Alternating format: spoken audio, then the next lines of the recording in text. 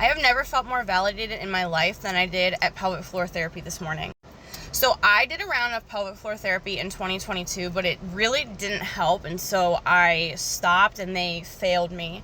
But I decided to try again this year. I'm in a little bit better place and I'm a little bit older, so we decided to try again. So I had my first therapy appointment this morning, and I'm kind of explaining my symptoms and what's been going on and like other diagnoses that I have. And she's like, well, have you ever been diagnosed with interstitial cystitis? And I was like, no, but I've heard of it. And she's like, well, normally endometriosis and IC go together. And I'm like, okay, well, that makes sense. And so we get through like all the just talking points and whatever, and she's like, I prefer a systemic approach. And so she's like talking about like gut health and things of that nature, not in like a weird crunchy way, but like in a way of like, don't eat acidic foods because that irritates your gut and then it irritates your bladder, stuff like that.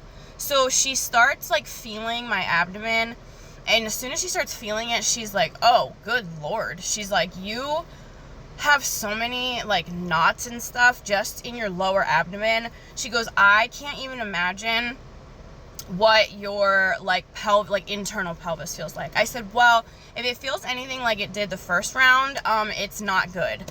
I said, so I'm just happy that you're validating my experience right now, because for my entire life, all I've been given is just like medication to like